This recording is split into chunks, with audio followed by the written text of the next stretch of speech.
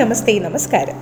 ബിരിയാണി എല്ലാവർക്കും ഇഷ്ടമായിരിക്കും അല്ലേ? ഇഷ്ടമല്ലാത്തവർ പൊതുവേ വളരെ കുറവായിരിക്കും. മറ്റ് നോൺ വെജ് ബിരിയാണിയുമായി കമ്പയർ ചെയ്യുമ്പോൾ സിമ്പിളായും എന്നാൽ പെട്ടെന്ന് തന്നെ നമുക്കൊരു ബിരിയാണി കൊതിയൊക്കെ വരുമ്പോൾ തയ്യാറാക്കിയെടുക്കാവുന്ന വളരെ ടേസ്റ്റിയായ ഒരു ബിരിയാണിയാണ് എഗ് ബിരിയാണി, അല്ലെങ്കിൽ നമ്മുടെ മുട്ട ബിരിയാണി. അമ്മ മുട്ട ബിരിയാണി തയ്യാറാക്കുന്ന വിധം നിങ്ങളൊന്ന് കണ്ടു നോക്കുക. വളരെ ടേസ്റ്റിയാണ് അമ്മയുടെ ഈ ഒരു ബിരിയാണി റെസിപ്പി. നിങ്ങളിത് ഉറപ്പായും ട്രൈ ചെയ്ത് നോക്കി ഞങ്ങളെ ഫീഡ്ബാക്ക് അറിയിക്കണം. ഒട്ടും സമയം കളയാതെ തന്നെ അമ്മയുടെ ഈ ടേസ്റ്റി ആയിട്ടുള്ള മുട്ട ബിരിയാണി തയ്യാറാക്കുന്ന വിധം കണ്ടിട്ട് വരാം. അപ്പോൾ ഈ ബിരിയാണി തയ്യാറാക്കാനായിട്ടുള്ള ഇൻഗ്രീഡിയൻസ് ഒക്കെ ഞാൻ ചെയ്ത് പോകുമ്പം കാണിച്ചു പോകാം. ആദ്യം തന്നെ ഒരു പാത്രത്തിൽ ഞാൻ വെള്ളം എടുത്തിട്ടുണ്ട്. അതൊന്ന് തിളയ്ക്കാനായിട്ട് വെച്ചിരിക്കുന്നതാണ്. ഞാനിപ്പോൾ ഈ അരി നല്ലവണ്ണം കൂടുതൽ വെള്ളത്തിൽ തിളപ്പിച്ച് ഊറ്റിയെടുക്കുകയാണ് ചെയ്യുന്നത്, വറ്റിച്ചെടുക്കുകയല്ല ചെയ്യുന്നത്. 3 ഗ്ലാസ് അരിക്ക് ഞാനിപ്പോൾ ഏതാണ്ട് 8 ഗ്ലാസോളം വെള്ളം വെച്ചിട്ടുണ്ട്. ഇതിലോട്ടൊരു 2 ടീസ്പൂൺ ഉപ്പ് നമുക്ക് ചേർത്ത് കൊടുക്കാം. നന്നായിട്ടങ്ങ് മിക്സാക്കി കൊടുക്കാം. വെള്ളത്തിൽ ഉപ്പിൻ്റെ ആ ഒരു ടേസ്റ്റ് കുറച്ചൊന്ന് മുമ്പിട്ട് നിൽക്കണം, എങ്കിൽ നമുക്ക് അരി വെന്ത് വരുമ്പം ആ ചോറിലേക്കൊക്കെ ഉപ്പൊക്കെ പിടിച്ച് കറക്റ്റായിട്ട് നമുക്ക് കിട്ടുകയുള്ളൂ. ഇനി അതിലോട്ട് ഒരു 1/2 ടീസ്പൂൺ മുഴുവൻ ജീരകം, സാദാ ജീരകമാണ്, അത് ചേർത്തിട്ടുണ്ട്. വെള്ളം നന്നായിട്ടൊന്ന് വെട്ടി തിളയ്ക്കണം. ഒരു 1/2 ടീസ്പൂൺ ഉപ്പും കൂടെ നമുക്ക് ചേർത്ത് കൊടുക്കാം. കുറച്ചും കൂടെ ഉപ്പിൻ്റെ ആവശ്യമുണ്ട്. 1 ടീസ്പൂൺ നാരങ്ങാനീര് കൂടെ നമുക്ക് ചേർക്കാം. ഇത് നമുക്ക് ആ ചോറ് നമുക്ക് വിട്ട് കിടക്കാനായിട്ട് സഹായിക്കും. വെള്ളം നന്നായിട്ട് തിളച്ച് വന്നാൽ അതിലേക്ക് നമുക്ക് അരി അങ്ങ് ചേർത്ത് കൊടുക്കാം. ഈ അരി ഇപ്പം ഞാൻ നല്ലവണ്ണം കഴുകി ഒരു 15 മിനിറ്റ് ഒന്ന് സോക്ക് ചെയ്യാൻ വെച്ചിരുന്നതാണ്. ഈ അരി നമുക്ക് ഇതിലേക്ക് അങ്ങ് ചേർത്ത് കൊടുക്കാം. ഇപ്പം 300 ml ഗ്ലാസ്സിൽ 3 ഗ്ലാസ് അരിയാണ് ഞാൻ എടുത്തിരിക്കുന്നത് കേട്ടോ. അതായത് ഇന്ത്യ ഗേറ്റിൻ്റെ ബസ്മതി റൈസാണ് എടുത്തിരിക്കുന്നത്. വീണ്ടും ഇനി ആ വെള്ളം ഒന്ന് വെട്ടി തിളച്ച് വരട്ടെ. ഒരു പകുതി വേവായാൽ നമുക്ക് ചോറ് വാർത്തെടുക്കാം, അത്രയും മതിയാകും. ബാക്കി ദമ്മിലിരുന്ന് അത് വെന്ത് കിട്ടും. ബസ്മതി റൈസ് ആകുമ്പോൾ പെട്ടെന്ന് തന്നെ വെന്ത് പോകും. നമ്മൾ 1/4 വേവൊക്കെ ആക്കി എടുത്തു കഴിഞ്ഞാൽ ദമ്മും കൂടെ ചെയ്ത് വരുമ്പം ചിലപ്പോൾ അത് കുഴഞ്ഞു പോകാൻ സാധ്യതയുണ്ട്. ഏകദേശം ചോറൊന്ന് പകുതി വെന്തിട്ടുണ്ട്, കണ്ടില്ലേ? ഈ ഒരു പരുവമായാൽ മതി. ബാക്കി ഇനി ഈ ചൂടിലിരുന്ന് കുറച്ചും കൂടെ വേവും. പിന്നെ നമ്മൾ ദമ്മും ഇടുന്നതല്ലേ. ഉപ്പൊക്കെ ഒന്ന് ചെക്ക് ചെയ്ത് നോക്കാം. ഉപ്പൊക്കെ കറക്റ്റാണ്. ഫ്ലെയിം അങ്ങ് ഓഫ് ചെയ്യാം. ഇതുപോലെ ഈ ചോറ് ഞാൻ അങ്ങ് ഡ്രെയിൻ ചെയ്ത് ഒരു പ്ലേറ്റിലേക്ക് അങ്ങ് എടുക്കുകയാണ്. വെള്ളം നല്ലവണ്ണം അങ്ങ് ഡ്രെയിൻ ചെയ്ത് മാറ്റണം. അതുപോലെ പ്ലേറ്റിലേക്ക് കോരി മാറ്റി കഴിഞ്ഞാൽ കൂടുതലായിട്ട് ഇനി അരി അങ്ങ് വെന്ത് പോവില്ല. ഇപ്പം ചരുവത്തിലൊക്കെ നമ്മൾ എടുത്ത് വെക്കുകയാണെങ്കിൽ അത് വീണ്ടും അതിനകത്ത് തിങ്ങിയിരുന്നിട്ട് വീണ്ടും ഈ ചോറങ്ങ് വെന്ത് പോകും. ഇതിനെ നമുക്കങ്ങ് മാറ്റി വെക്കാം. ഇനി ഒരു പാനിലേക്ക് ഒരു 2 കപ്പോളം വെജിറ്റബിൾ ഓയിൽ ഞാൻ ചേർത്ത് കൊടുക്കുകയാണ്. നമുക്ക് ആ സബോളയൊക്കെ ഒന്ന് നല്ല ക്രിസ്പി ആയിട്ട് ഫ്രൈ ചെയ്തെടുക്കണം. അതിന് വേണ്ടിയിട്ടാണ്. ഒരു 3 സബോള വളരെ തിന്നായിട്ട് ഞാൻ അരിഞ്ഞെടുത്തിട്ടുണ്ട്. ഒരേ സൈസിൽ തന്നെ അരിഞ്ഞെടുക്കാൻ ശ്രദ്ധിക്കണം, എങ്കിലേ നമുക്ക് ഒരുപോലെ മൂത്ത് കിട്ടുകയുള്ളൂ. ഇത് നല്ല ഗോൾഡൻ ബ്രൗൺ കളർ ആകുന്നതിനും വരെ നമുക്കൊന്ന് വറുത്തെടുക്കണം. ഒരു 2-3 ബാച്ചായിട്ട് നമുക്ക് ചെയ്തെടുക്കാം. അരിഞ്ഞു പോകാതിരിക്കാൻ പ്രത്യേകം ശ്രദ്ധിക്കണം. ഈ ഉള്ളി നമ്മൾ കോരി മാറ്റി കഴിഞ്ഞാലും കുറച്ചും കൂടെ കളർ ചേഞ്ച് ആയി വരും. ഇനി ഇതിരിക്കുമ്പോൾ നല്ല ക്രിസ്പി ആയിട്ട് തന്നെ നമുക്ക് കിട്ടും. ഇതുപോലെ 2 ബാച്ചും ചെയ്തെടുക്കാം. കണ്ടില്ലേ? ഈ ഒരു പരുവത്തിന് ഉള്ളിയെല്ലാം ഫ്രൈ ചെയ്തെടുക്കണം. ഇനി അതേ എണ്ണയിലോട്ട് ഒരു 25 കാഷ്യൂനട്ട് ഞാൻ എടുത്തിട്ടുണ്ട്. ഒന്ന് സ്പ്ലിറ്റാക്കി എടുത്തിട്ടുള്ളതാണ്. ഇത് നമുക്ക് ഈ എണ്ണയിലേക്കിട്ട് ഒന്ന് വറുത്തെടുക്കണം. നല്ലൊരു ഗോൾഡൻ കളർ ആകുന്നിടം വരെ വറുത്തെടുക്കണം. ചെറിയ തീയിലിട്ട് തന്നെ വറുത്തെടുക്കണം. തീ കൂട്ടിയിട്ട് കഴിഞ്ഞാൽ അതിൻ്റെ പുറം പെട്ടെന്ന് കരിഞ്ഞു പോകും. അണ്ടിപ്പരിപ്പൊക്കെ ഒരു ചെറിയ തീയിലിട്ട് വേണം അത് മൂപ്പിച്ചെടുക്കാൻ. ഇതൊരു പകുതി മൂത്ത് കഴിയുമ്പോൾ അതിലേക്ക് കിസ്മിസും കൂടി ഇട്ട് വറുത്തെടുക്കാം. ഞാനിപ്പോൾ ഇവിടെ കിസ്മിസ് ഇടുന്നില്ല. കിസ്മിസ് ഇരിപ്പുണ്ടെന്ന് വിചാരിച്ച് ഞാൻ പക്ഷെ നോക്കിയപ്പോൾ ഇപ്പോൾ ഇല്ല. അപ്പോൾ അതുകൊണ്ട് ഞാൻ കിസ്മിസ് ചേർക്കുന്നില്ല. അപ്പം നിങ്ങൾ കിസ്മിസും കൂടെ ചേർത്തോളൂ. കിസ്മിസ് ഉണ്ടെങ്കിൽ ഒരു 10-15 എണ്ണം അതും ചേർത്തിട്ട് നമുക്ക് വറുത്തെടുക്കാം. ഇനി വേറൊരു പാനിലേക്ക് ഒരു 1/2 ടേബിൾ സ്പൂൺ ഓയിൽ ഞാൻ ചേർത്ത് കൊടുക്കുകയാണ്. ഇതെല്ലാം നമുക്ക് സൈമിൾട്ടേനിയസ് ആയിട്ട് 2-3 അടുപ്പിലായിട്ട് ചെയ്യാം. അപ്പോൾ നമുക്ക് സമയവും ലാഭിക്കാൻ, പെട്ടെന്ന് തന്നെ പണിയും കഴിയും. ഞാനിപ്പോൾ ഉള്ളിയുടെ പാത്രം അങ്ങോട്ട് മാറ്റി വെച്ചിട്ടാണ് ഈ അടുപ്പിൽ ഇത് ചെയ്യുന്നത്. അപ്പോൾ ഓരോരോ അടുപ്പിൽ നമുക്ക് ഒരേ സമയത്ത് തന്നെ ഇതെല്ലാം ചെയ്തെടുക്കാൻ പറ്റും. നമ്മൾ ആ ഉള്ളി മൂപ്പിച്ച അതേ ഓയിൽ തന്നെയാണ് ചേർത്ത് കൊടുത്തിരിക്കുന്നത്. 1/2 ടേബിൾ സ്പൂൺ ഓയിൽ ചേർത്ത് കൊടുത്തു. ഇനി ഒരു ബൗളിലേക്ക് ഒരു 3 മുട്ട ഞാൻ പൊട്ടിച്ചൊഴിക്കുകയാണ്. ആവശ്യത്തിനുള്ള ഉപ്പും കൂടെ ചേർത്ത് കൊടുക്കാം. ഒരു നുള്ള് കുരുമുളക് പൊടിയും കൂടെ ചേർത്ത് കൊടുക്കാം. ഫോർക്ക് കൊണ്ട് നന്നായിട്ടങ്ങ് ബീറ്റ് ചെയ്തെടുക്കാം. എണ്ണ ചൂടായി കഴിഞ്ഞാൽ ഇതിന് ഈ പാനിലേക്ക് അങ്ങ് ഒഴിച്ചു കൊടുക്കാം. ഇതുപോലെ സ്ക്രാമ്പിൾ ചെയ്ത എഗ്ഗും കൂടെ നമുക്കൊന്ന് ചേർക്കുമ്പോൾ നല്ലൊരു ടേസ്റ്റ് കിട്ടും ഈ ബിരിയാണിക്ക്. ഇപ്പം ഞാനിത് മുഴുവനായിട്ട് സ്ക്രാമ്പിൾ ചെയ്തെടുത്തിട്ടുണ്ട്. ഇത് നമുക്കിനി അങ്ങ് മാറ്റി വെക്കാം. ഇനി ഒരു പാനിലേക്ക് ഒരു ടീസ്പൂൺ ഓയിൽ ഞാനൊന്ന് ചേർത്ത് കൊടുക്കുകയാണ്. ഇതിന് ഇപ്പോൾ ഉള്ളി വറുത്ത എണ്ണ തന്നെയാണ് ഉപയോഗിച്ചിരിക്കുന്നത് കേട്ടോ. ഒരു 1/4 ടീസ്പൂൺ മഞ്ഞൾപ്പൊടിയും കൂടെ ചേർത്ത് കൊടുക്കാം. 1/4 ടീസ്പൂൺ മുളക് പൊടിയും കൂടെ ചേർത്ത് കൊടുക്കുന്നുണ്ട്. ഇനി നമുക്ക് ഫ്ലെയിം അങ്ങ് ഓണാക്കാം. ഇതിലോട്ടൊരു 10 പുഴുങ്ങിയ മുട്ട ഞാൻ ചേർത്ത് കൊടുക്കുകയാണ്. ആ മസാലയിൽ കിടന്ന ആ മുട്ടയൊക്കെ ഒന്ന് ഫ്രൈ ആയി വരണം. ഒരു 2-3 മിനിറ്റ് ഒന്ന് ഇളക്കി കൊടുക്കാം. അപ്പോൾ ആ മുട്ടയിലേക്ക് മസാലയൊക്കെ നല്ലതായിട്ട് കോട്ടായി കിട്ടും. ഒരു നുള്ള് ഉപ്പും കൂടെ നമുക്ക് ചേർത്ത് കൊടുക്കാം. കണ്ടില്ലേ, ഇപ്പം മസാലയൊക്കെ അതിൻ്റെ പുറത്തേക്ക് നല്ലതായിട്ട് പിടിച്ചിട്ടുണ്ട്. ഇനി നമുക്കിതും അങ്ങ് മാറ്റി വെക്കാം. ഇനി ഇതുപോലെ ഒരു വലിയ പാൻ തന്നെ ഞാൻ സ്റ്റൗ വെച്ചിട്ടുണ്ട്. അതിലേക്ക് 1 ടേബിൾ സ്പൂൺ ഓയിൽ ചേർത്ത് കൊടുക്കുക. അതും ഇതുപോലെ ഉള്ളി വറുത്ത എണ്ണ തന്നെയാണ് ഞാൻ ചേർത്ത് കൊടുത്തിരിക്കുന്നത്. ഇനി അതിലേക്ക് 1 ടേബിൾ സ്പൂൺ നെയ്യും കൂടെ അങ്ങ് ചേർത്ത് കൊടുക്കാം. നെയ്യൊക്കെ ഒന്ന് ഉരുക്കി വന്നാൽ അതിലോട്ട് ഒരു 1/2 ടീസ്പൂൺ ജീരകം ചേർത്ത് കൊടുക്കാം. മുഴുവനായിട്ടുള്ള സാദാ ജീരകമാണ്. 1/2 ടീസ്പൂൺ നമ്മൾ അരി വേവിച്ചപ്പോഴും ചേർത്തിട്ടുണ്ട്. ജീരകം ഒന്ന് നന്നായിട്ട് പൊട്ടി വരണം. ഇനി അതിലേക്ക് ഒരു 3 സവോള ഇതുപോലെ നല്ല നൈസായിട്ട് ചോപ്പ് ചെയ്തത് അതും കൂടെ ചേർത്ത് കൊടുക്കാം. നന്നായിട്ട് അങ്ങ് ഇളക്കി കൊടുക്കാം. അതിലോട്ട് ഒരു 1/2 ടീസ്പൂൺ ഉപ്പും കൂടെ ചേർത്ത് കൊടുക്കാം. അപ്പം നന്നായിട്ട് വഴണ്ട് വന്നിട്ടുണ്ട്. ഇനി 2 table spoon ginger garlic paste ഇതിലേക്ക് ചേർത്ത് കൊടുക്കും. വീണ്ടും നന്നായിട്ട് പച്ചമണമൊക്കെ ഒന്ന് മാറി വരുന്നിടം വരെ ഒന്ന് വഴറ്റിയെടുക്കണം. അതിലോട്ട് ഇനി ഒരു നല്ല 2 പഴുത്ത ടൊമാറ്റോ നല്ലവണ്ണം ഇതുപോലെ ചെറുതായിട്ട് ചോപ്പ് ചെയ്ത് അതും കൂടെ അങ്ങ് ചേർത്ത് കൊടുക്കാം. ഇനി ആ ടൊമാറ്റോയും അതിനകത്ത് കിടന്നിട്ട് നല്ലവണ്ണം ഒന്ന് വെന്തൊന്നുടഞ്ഞു വരണം. നന്നായിട്ട് അങ്ങ് ഇളക്കി കൊടുക്കുക. ഇപ്പോൾ ഒരു 5 മിനിറ്റ് കഴിഞ്ഞിട്ടുണ്ട്. ആ ടൊമാറ്റോ ഒക്കെ നല്ലവണ്ണം വെന്തുടഞ്ഞ ഉള്ളിയിലേക്കൊക്കെ അങ്ങ് അലിഞ്ഞ് ചേർന്നിട്ടുണ്ട്. അതിലോട്ട് ഒരു 2 ടേബിൾ സ്പൂൺ മല്ലിപ്പൊടി നമുക്ക് ചേർത്ത് കൊടുക്കാം. നല്ല ഫ്രഷായിട്ട് പൊടിച്ചെടുത്ത മല്ലിപ്പൊടി തന്നെ ചേർത്ത് കൊടുക്കാൻ ശ്രദ്ധിക്കണം. 1 ടീസ്പൂൺ മുളക് പൊടിയും കൂടി ചേർക്കാം. സാധാ മുളക് പൊടിയാണ് ചേർക്കുന്നത് കേട്ടോ.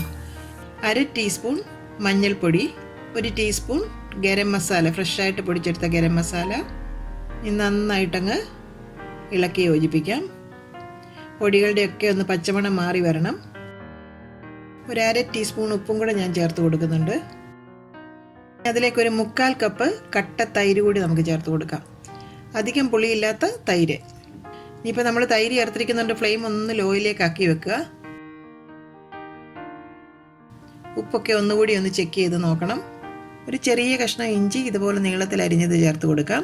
ഒരു 3 പച്ചമുളക് ഒന്ന് ഇടയ്ക്ക് കീറിയതാണ്, അതും നമുക്ക് ഇതിലേക്ക് ചേർക്കാം. ഇത്രയും കൂടെ ചേർത്ത് വീണ്ടും ഒന്നും കൂടി അങ്ങ് ഇളക്കി മിക്സ് ആക്കാം.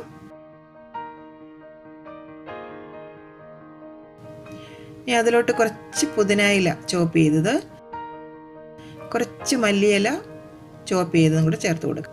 നല്ലവണ്ണം ഒന്ന് ഇളക്കി കൊടുക്കാം. ഇനി നമ്മൾ ആ വറുത്ത് മാറ്റി വെച്ചിരുന്ന ക്രിസ്പി ആയിട്ടുള്ള ആ ഉള്ളി അതും കൂടി ഇതിലേക്ക് കുറച്ച് ചേർത്ത് കൊടുക്കാം. ഒരു പിടി ചേർത്ത് കൊടുത്താൽ മതിയാവും. ഇതുപോലെ ആ വറുത്ത ഉള്ളിയും കൂടി ഈ മസാലയിലേക്ക് ചേർക്കുമ്പോൾ നല്ലൊരു ടേസ്റ്റ് കിട്ടും മസാലയ്ക്ക്. ഇനി അതിലേക്ക് 1 ടേബിൾ സ്പൂൺ നാരങ്ങ നീരും കൂടി അങ്ങ് ചേർത്ത് കൊടുക്കാം. വീണ്ടും നന്നായിട്ടൊന്ന് ഇളക്കി കൊടുക്കുക. ഇനി അതിലോട്ട് നമ്മൾ ആ വറുത്ത് വെച്ചിരിക്കുന്ന മുട്ട കൂടി അങ്ങ് ചേർക്കാം. 10 മുട്ടയാണ് ചേർത്ത് കൊടുക്കുന്നത്, 3 ഗ്ലാസ് അരിക്ക്.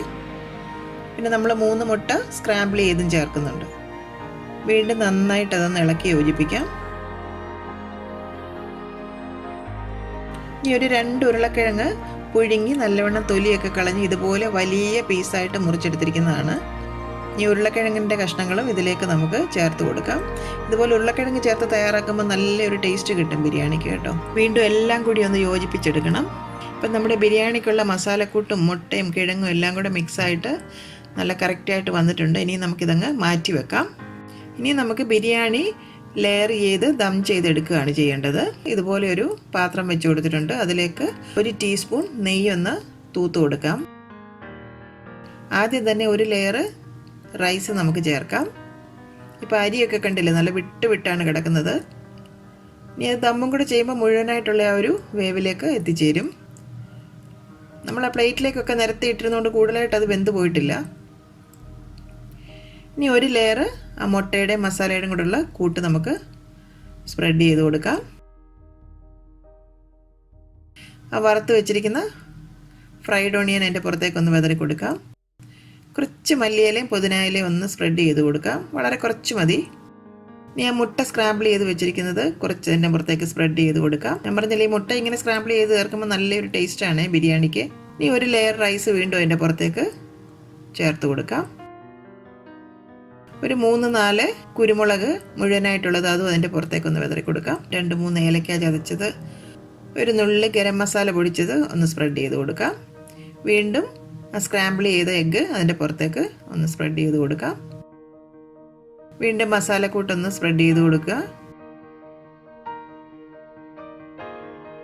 കുറച്ച് മല്ലിയിലയും പുതിനയിലയും ഒന്ന് ചേർത്ത് കൊടുക്കുക. വേണമെങ്കിൽ കുറച്ച് അണ്ടിപ്പരിപ്പ് ഒന്ന് വിതറി കൊടുക്കാം ഇടയ്ക്ക് കേട്ടോ. കിസ്മിസ് ഉണ്ടെങ്കിൽ അതൊന്ന് വിതറി കൊടുക്കാം. വറുത്ത ഉള്ളി കുറച്ചൊന്ന് സ്പ്രെഡ് ചെയ്ത് കൊടുക്കാം.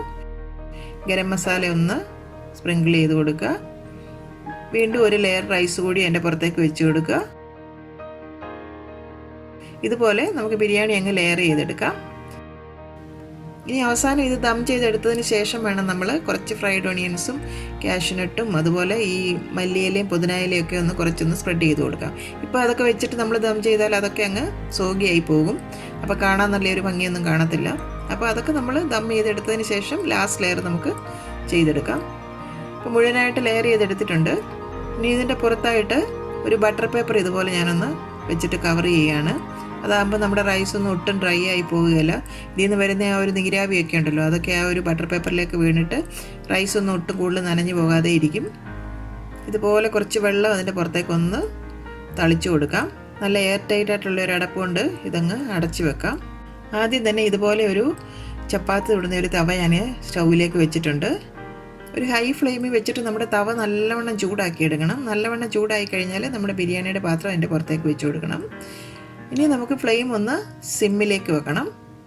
ഒരു 20 മിനിറ്റ് നമുക്കിതൊന്ന് ദം ചെയ്തെടുക്കണം. സ്റ്റീമൊക്കെ ഒന്ന് കയറി ഇറങ്ങി നല്ലവണ്ണം ആ റൈസിലേക്കൊക്കെ ആ ഫ്ലേവറൊക്കെ ഒന്ന് സ്പ്രെഡായി വരണം. ആ ഒരു ടൈമോട് കൂടി നമ്മുടെ ആ റൈസ് നല്ലവണ്ണം കുക്കായി വരും. ഇനി നമുക്കൊരു 20 മിനിറ്റ് വെയിറ്റ് ചെയ്യാം. ഇപ്പം ദമ്മൊക്കെ റെഡി ആയിട്ടുണ്ട്. നമുക്കിതൊന്ന് തുറന്ന് നോക്കാം. ബട്ടർ പേപ്പറൊക്കെ അങ്ങ് പതുക്കെ മാറ്റാം. കണ്ടില്ലേ, റൈസൊക്കെ നല്ല വിട്ട് വന്നിട്ടുണ്ട്. നല്ല കറക്റ്റായിട്ട് വെന്ത് വന്നിട്ടുണ്ട്. ഇനി നമുക്കിതൊരു പ്ലേറ്റിലേക്ക് അങ്ങ് സെർവ് ചെയ്തെടുക്കാം.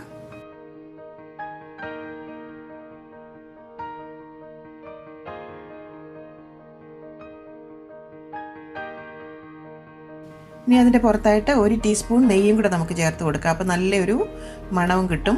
നല്ല അടിപൊളി ടേസ്റ്റോട് കൂടിയ നല്ലൊരു മുട്ട ബിരിയാണിയാണ് നമ്മളിവിടെ റെഡിയാക്കി എടുത്തിട്ടുള്ളത്. ഉറപ്പായും നിങ്ങൾ ഈ ഒരു റെസിപ്പി വീട്ടിലൊന്ന് പരീക്ഷിച്ച് നോക്കുക. തീർച്ചയായും നിങ്ങൾക്കിത് ഇഷ്ടപ്പെടും. ട്രൈ ചെയ്ത് നോക്കി നിങ്ങളുടെ അഭിപ്രായങ്ങളൊക്കെ മറക്കാതെ തന്നെ ഞങ്ങളെ അറിയിക്കണം.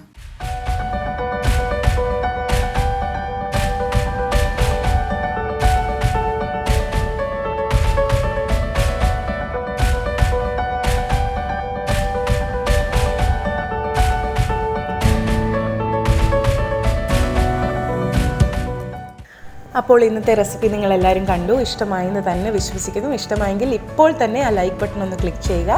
ഒപ്പം തന്നെ നിങ്ങളുടെ ഫ്രണ്ട്സിനും ഫാമിലീസിനും നിങ്ങൾക്കറിയാവുന്ന എല്ലാവർക്കും നമ്മുടെ വീഡിയോ ഷെയർ ചെയ്ത് കൊടുക്കണം. അപ്പോൾ റെസിപ്പീസ് എല്ലാം ഇഷ്ടമായെങ്കിൽ ഷെയർ ചെയ്യാൻ മറക്കരുത്. ഈ വീഡിയോ കണ്ടുകൊണ്ടിരിക്കുന്നവർ ആദ്യമായിട്ടാണ് നമ്മളുടെ ഈ ചാനൽ കാണുന്നതെങ്കിൽ തീർച്ചയായും ആ സബ്സ്ക്രൈബ് ബട്ടൺ കൂടി ഒന്ന് ക്ലിക്ക് ചെയ്യുക. ഒപ്പം തന്നെ നിങ്ങളുടെ കമൻസും ഫീഡ്ബാക്കും, നിങ്ങൾ ഈ റെസിപ്പി ട്രൈ ചെയ്ത് നോക്കിയതിന് ശേഷം നിങ്ങളുടെ കമൻസും ഫീഡ്ബാക്കും ഒക്കെ ഞങ്ങളെ അറിയിക്കണം. എന്നെങ്കിൽ മാത്രമേ നമുക്ക് ഇനിയും ഇമ്പ്രൂവ് ചെയ്യാൻ പറ്റുള്ളൂ. നിങ്ങൾക്ക് താല്പര്യമുള്ള ഏതെങ്കിലും ഒരു റെസിപ്പി നിങ്ങൾക്ക് അമ്മ വഴി കാണണമെന്ന് ആഗ്രഹമുണ്ടെങ്കിൽ തീർച്ചയായും അതും ഫീഡ്ബാക്കിൽ കൂടെ തന്നെ അറിയിക്കുക. അപ്പോൾ മറ്റൊരു റെസിപ്പിയുമായി അമ്മ ഉടനെ തന്നെ വരും. അതുവരേക്കും നന്ദി, ടാറ്റ, ഗുഡ് ബൈ.